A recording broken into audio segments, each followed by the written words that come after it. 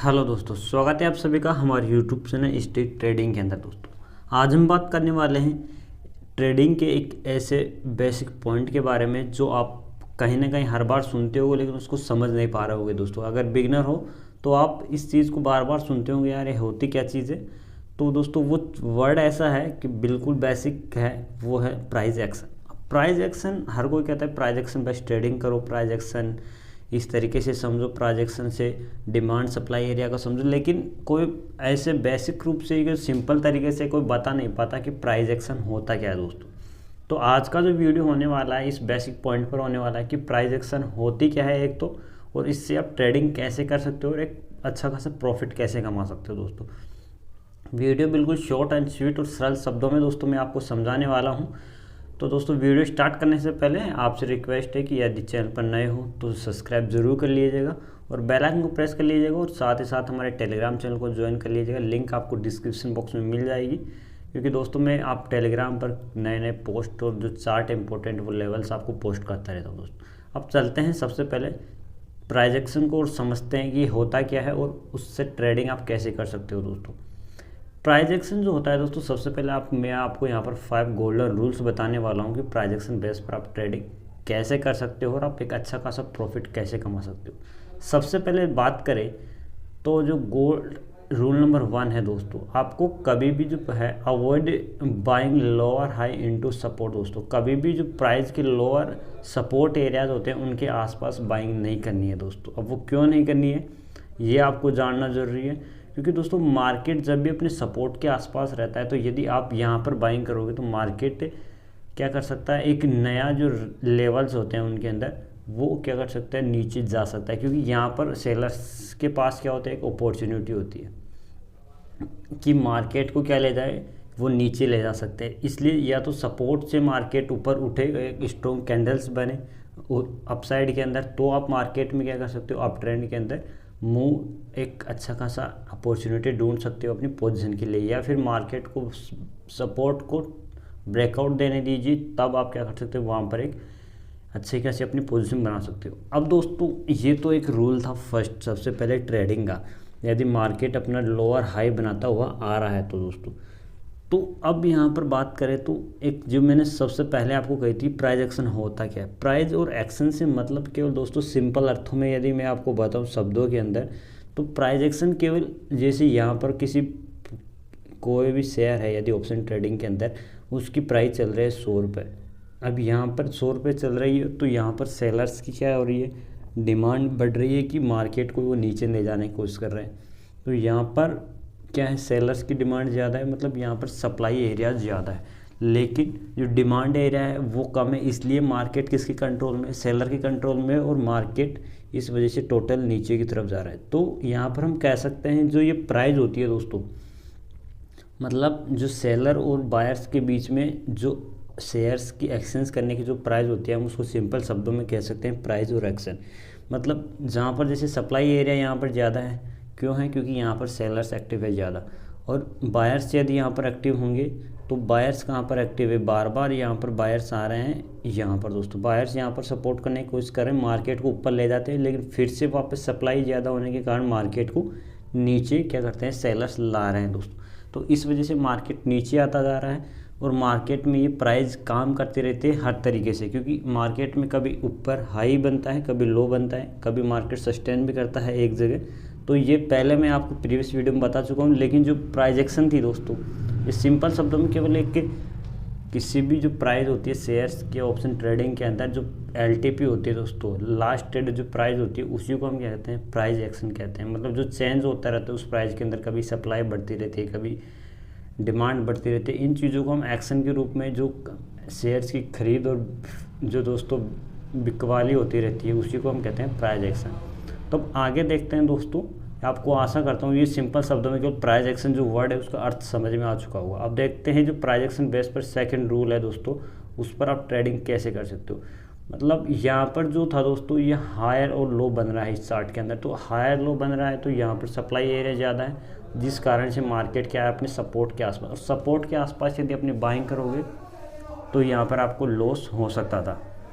क्यों, क्योंकि यहाँ पर सेलर्स अधिक मात्रा में, इसलिए मार्केट को क्या कर रहे हैं, नीचे लाने की कोशिश कर रहे हैं। अब यदि इस एरिया को आपने आइडेंटिफाई करके आप इस एरिया को यदि अवॉइड कर देते हो बाइंग से, तो एक अच्छा खासा आप लॉस होने से बचा सकते हो। इसलिए कभी भी मार्केट में जब लोअर हाई बनाता हुआ मार्केट आ रहा है तो मार्केट को क्या करना चाहिए, अवॉइड करना चाहिए कि आप यहाँ से क्या करो, बाइंग नहीं कर पाओ। क्योंकि मार्केट जब भी हाई पर जाता है तो वापस यहाँ से क्या आ रहा है, लो बनाता हुआ आ रहा है, नीचे की तरफ आ रहा है, मार्केट अपने हाई को ब्रेक नहीं कर पा रहा है। तो इससे क्या करता है, मार्केट और भी ज़्यादा डाउन ट्रेंड में जा सकता है और आपको लॉस हो सकता था दोस्तों। और उसी के अगेंस्ट यदि मार्केट रेजिस्टेंस के पास हो, मतलब लोअर हाई बनाता हुआ मार्केट यदि ऊपर आ रहा है, तो भी आपको रेजिस्टेंस के आसपास बाइंग करने से हमेशा बचना चाहिए। क्योंकि हायर लो यदि मार्केट बना रहा है तो आप कभी भी हाई के आसपास या फिर लो के आसपास जब भी खरीदोगे तो आपके स्टॉप लॉस का हिट होना दोस्तों क्या है, नॉर्मल सी बात है कि आपका स्टॉप लॉस यहाँ पर हिट ज़रूर होगा। क्यों? क्योंकि मार्केट हर बार हाई और लो बना रहा है, तो अपना ब्रेकआउट जब तक रेजिस्टेंस ब्रेकआउट नहीं देता तब तक आप यहाँ पर पोजीशन नहीं बनाना चाहिए आपको। ब्रेकआउट दे देता है तो अच्छी बात है। अब बात करें रूल नंबर 2 की, तो look of by power move into support दोस्तों। अब यदि एक स्ट्रॉन्ग सपोर्ट के साथ यदि मार्केट नीचे की तरफ आ रहा है तो यहाँ पर क्या कर सकते हो, आप अच्छी खासी पोजीशन बना सकते थे। क्यों बना सकते थे? क्योंकि यहाँ पर आपको सिंपल सा पता है कि एक स्ट्रॉन्ग सेलिंग है, एक मार्केट एक साइड में है कंट्रोल किसी के भी, तो यहाँ पर आपको अच्छी खासी बाइंग सेलिंग दिख सकती थी और एक अच्छा खासा प्रॉफिट बना सकते थे। क्योंकि यहाँ पर एक सपोर्ट ब्रेकआउट हो रहा था। तो इस लेवल्स को आप आइडेंटिफाई करिए, क्योंकि जब भी कहीं पर भी एक स्ट्रॉन्ग सपोर्ट के साथ क्या करते हो, स्ट्रॉन्ग सपोर्ट के साथ मार्केट जिस भी ट्रेंड में चल रहा है दोस्तों, आप उस साइड में आसानी से क्या कर सकते हो, अपनी पोजीशन बना सकते हो और एक अच्छा खासा प्रॉफिट आपको उस ट्रेंड के अकॉर्डिंग क्या कर सकता था, मिल सकता था। क्यों? क्योंकि सपोर्ट जो होता है दोस्तों, यहाँ पर कोई विशेष क्या नहीं होते हैं, अब मार्केट को रोक नहीं सकता। क्योंकि यहाँ पर यदि मार्केट इस लेवल्स के आसपास आता है तो वापस मार्केट का क्या है, मूव करना फिक्स होता है। क्योंकि एक रेजिस्टेंस या सपोर्ट के आसपास जब मार्केट आता है तो वहाँ से मार्केट का चेंजिंग पॉइंट ज़रूर होता है। अब मार्केट जब भी अपने सपोर्ट के आसपास है, जैसे यहाँ पर देखिएगा दोस्तों, इस चार्ट पर आपको सिंपल समझ में आ जाएगा कि मार्केट लोअर हाई बनाया तो वो अपने सपोर्ट के आसपास आ गया।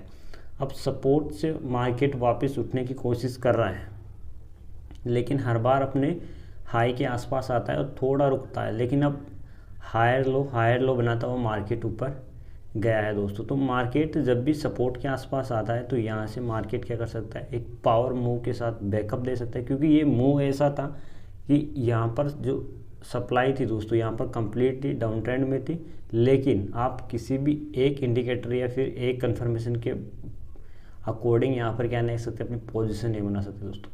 आप अदर कैंडलस्टिक पैटर्न ले सकते हो, अब कुछ भी जो आप हैमर टाइप कैंडल हुई, डोजी हुई, या जो भी आप एंगल्फिंग कैंडल्स हुई, स्पिनिंग टॉप कैंडल्स हुई, अदर कंफर्मेशन लेके आप क्या कर सकते हो, यहाँ पर अपनी पोजीशन बना सकते थे। अब क्योंकि मार्केट कभी कभी एक हायर जो पावर मूव के साथ भी कभी कभी जैसे मार्केट नीचे आ रहा है तो थोड़ा नीचे आने के बाद और भी अपने ब्रेकआउट को ब्रेक कर पाता है। लेकिन दोस्तों ये ब्रेकआउट को ब्रेक करने के बाद, सपोर्ट को ब्रेक करने के बाद वापस से मूव करके पुल बैक देता है और वापस मार्केट ऊपर जाने की कोशिश करता है। तो इस एरिया पर दोस्तों क्या हो सकता है, आप अच्छी खासी बाइंग करके और एक अच्छा बड़ा प्रॉफिट यहाँ पर बना सकते थे। क्यों बना सकते थे? क्योंकि मार्केट जो सपोर्ट एरिया है दोस्तों, क्योंकि यहाँ से बाइंग स्टार्ट हुई थी सेलिंग, तो सेलिंग अपने क्या रेजिस्टेंस के पार्ट प्रॉफिट बुकिंग होगी, और जो प्रॉफिट बुकिंग होगी उसी के साथ साथ नई यहाँ पर बाइंग पोजीशन बनेगी दोस्तों। तो डबल दोस्तों यहाँ पर एक तो प्रॉफिट बुकिंग हुई, और यहाँ पर जो जिनके स्टॉप लॉस यहाँ पर लगाए थे दोस्तों लगभग सपोर्ट के आसपास, तो वहाँ पर उनकी क्या हो जाएंगे, स्टॉप लॉस हिट हो जाएंगे। तो स्टॉप लॉस हिट के कारण यहाँ पर क्या होगा, इनका भी क्या होगा, स्टॉप लॉस हिट हो जाएगा, जिनसे ये यहाँ पर बाइंग पोजीशन बढ़ेगी। तो बाइंग ऑर्डर पहले से लगेंगे, और साथ ही साथ सेलर थे वो भी बाइंग पोजीशन लगाएंगे अपनी। तो डबल क्या हो जाएगा, यहाँ पर कंफर्मेशन मिल जाएगा और यहाँ पर एक अच्छा खासा आपको प्रॉफिट हो सकता था। अब बात करें यदि रूल नंबर 3 की दोस्तों, तो रूल नंबर 3 ये कहता है कि आप कभी भी avoid placing SL just below support. दोस्तों कभी भी, ये आपको सिंपल सा आज के टाइम की बात है दोस्तों, स्टॉप लॉस हर कोई जानता है कि स्टॉप लॉस आपको लगभग सपोर्ट के जस्ट नीचे या फिर आसपास आप रखते हो, जिससे कि कभी भी कोई भी स्टॉप लॉस आपकी एक कैंडल विक जो आती है डायरेक्ट आपके स्टॉप लॉस को हिट करके चली जाती है और आपका यहाँ पर लॉस हो जाता है दोस्तों मार्केट में। तो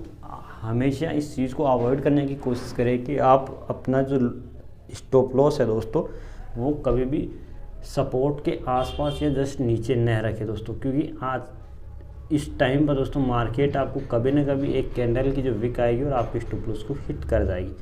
अब यदि चौथे रूल दोस्तों गोल्डन रूल की बात करें तो avoid trading middle of range.